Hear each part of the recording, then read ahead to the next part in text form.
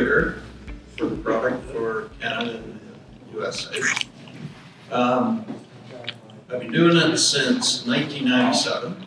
The product originally hit the market over in the UK, where it made 2 years previous to that. However, the best part is, prior to that, they had spent 5 years developing the product because chemical drift or spray drift in Europe is just a big issue, as it is here, of course. So the product we sell now, today, is the very same one that was introduced 27 years ago to the market. Nothing's changed. So in other words, they didn't use you guys and your crops and your fields to find out if they work. So what makes them work is the percentage of driftable droplets. If you take the standard flat fan nozzle that you're accustomed to using up until the air induction nozzles hit the market, roughly 25% of the droplets are driftable, those being the ones under 200 micron. With the Air Bubble Jet, it's 2%. Now, on the other side of the spectrum, if you get too large a droplet, over 660 micron, the leaf can't hold it. The surface tension of the leaf just can't hold anything larger than that. So with the ABJ, all the droplets produced are between 200 and 550 micron, with the majority within that range being in that 300 to 400. And the average only changes as you go from the smallest nozzle, say the 01, up to the 06. The only thing that changes is the average within that range. Probably a good way of demonstrating that, Gary Moffat, he was my distributor at Lethbridge for Alberta, passed away a few years ago. Gary, he's worked in the chemical industry, then he moved into doing spray testing, certification for spray planes, probably one of the most respected in the industry in North America. So when they do testing, what they do, they'll take water-sensitive cards and they'll get spaced every 3 feet. This is actual field conditions. We're not in the lab doing this. So, so the cards are spaced. Sprayer goes over to set PSI, gallons per acre. Cards are gathered, scanned. They count the amount of droplets on it. They break it down to what size of droplets are on the card. But I'll let Gary explain. This is an interview we did at the crop production show a number of years ago with Gary, what's happening right now in nozzle technology? Well, main thing we're trying to do is get the best coverage for the farmer and get the least drift. Okay. So we actually sell and promote the Air Bubble Jet Nozzle. Has financing options for every budget. Bring home new furniture. It'll give us the most consistent droplet size. Any air induction nozzle on the market today. It also gives us less than a 2% drift factor. Okay. So is there a good balance between getting that coverage but still minimizing drift? That's correct. Like, coverage is actually droplet size, and a lot of the nozzle and the proper droplet size is what we're aiming to get. A lot of times we'll go to a single air bubble jet in a smaller size, as an 01 or an 015, or else we'll go to a twin combination, where we'll have 2 nozzles spraying at the same time, giving us twice as many droplets, or really that's the way to increase the coverage and still do a water volume of the 4 to 6 gallons an acre. So how much of a surface area is this droplet getting? How big is this droplet? Droplets that I'm talking about will be in the medium size, around that 280 to 350 micron.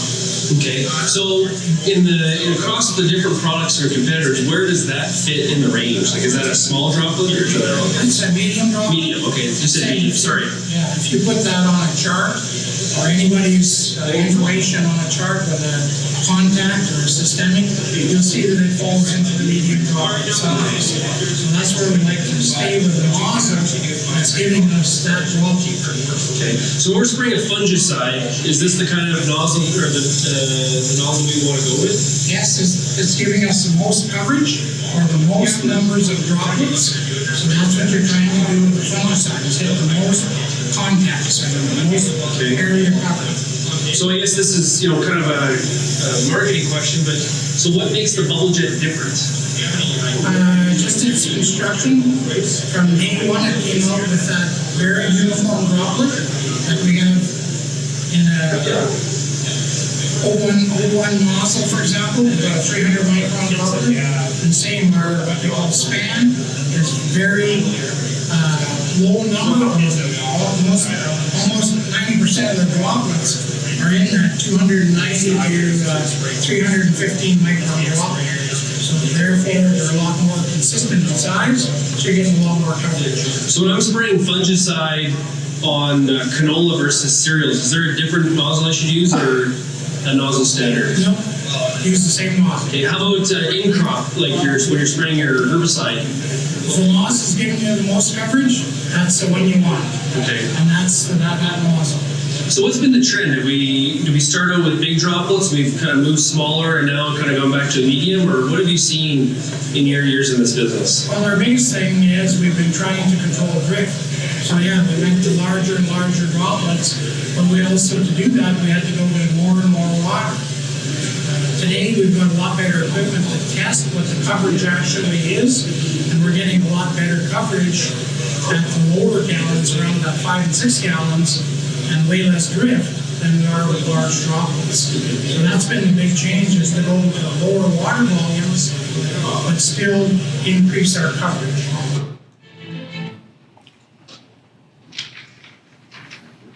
So yeah, essentially, one nozzle, all chemicals, all drugs. So moving on, as years went on, the casing came on to the market. The air induction nozzle, at least speaking for our product, it didn't do what it was supposed to do in that system.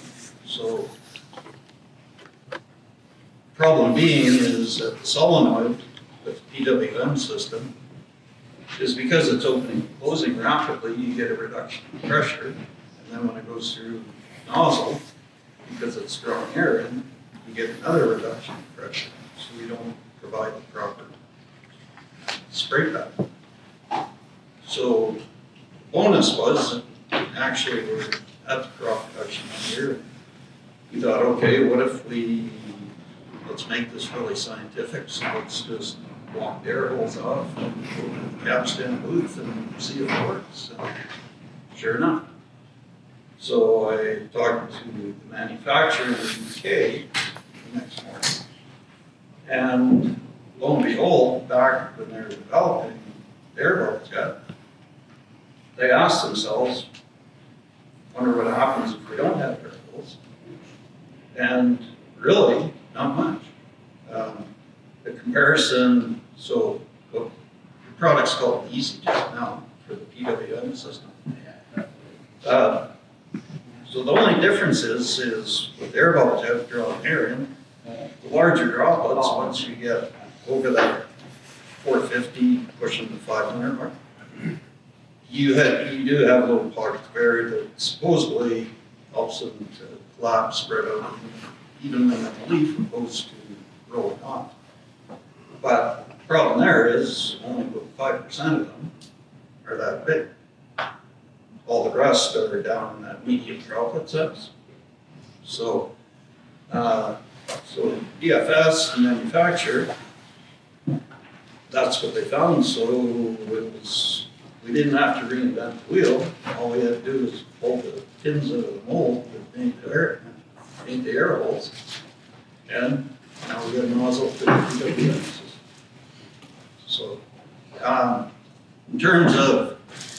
Compatibility is a rule, they just do a standard TJ cap. If you have different setup, there are adapters available to accommodate it. In terms of operating pressure, they've got a range of 20 to 90. Ideally, 40 is where you want to be. If you get down to 20, in the corner, or just temporary situation, you're still going to get satisfactory coverage. But back in the day, when there were 30 years ago, or when they developed it, everything was pull-type sprayers, 4 or 5 miles an hour, 40 psi. So 40 psi was, it had to work at 40 psi. It had to do its thing at that. That was considered normal.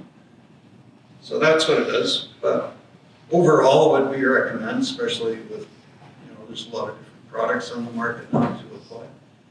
But 40 to 60 psi, that's the ideal range for them. So, Saskatoon Agri-Auto, I think it was the second year that I would sell them. When I started with them, I didn't have any dealers. So basically, I was just knocking on doors with custom applicators, fertilizer, chemical dealers. Hey, you got a sprayer? Well, guess what I got? Let's go put some on and see how they work. Good. I think the best one was Triway Fertilizer in Abernethy. It's on the road all week. It's Friday afternoon. It rained. And I'm driving down the highway, and it's like, the last thing I felt like doing was talking to somebody again. It was a good week, but still. So anyhow, as I mentioned, just finished raining, and this is a salesman's worst nightmare. Walk in the front door, and here's everybody, all the boys, sitting there having coffee. Just shooting shit, wasting time, right? And it's just instantly on my mind, it's like, oh boy, big trouble, big trouble. So I went in there, and they put me through my paces pretty good, and finally I just thought, well, heck with it. So heading to the door, getting my hand on the door handle, and no. So I went in and I said, well, who owns this place? Ron Bonish. Where is he? In his office. Went and talked to him for a minute. He said, these guys aren't doing anything. Sprayer's sitting out in the yard. Let's go put some on. Yeah, let's do it. So we got out there and put about half a dozen on compared to what they're using. They're doing their darndest different pressures, and they're trying to make them look bad one way or another. And I'm standing there beside Ron, and these guys, it was just chatter, chatter, chatter, and then all of a sudden it's just silence. I look at Ron, and so you probably want 2 sets, right? Yes, I do. You got them with you? Yeah, they're in the car. So that made my weekend, or my whole week, so that was fun. So anyhow, yeah, I think Debbie and I, we got together, it'd be about the second year I started selling them, so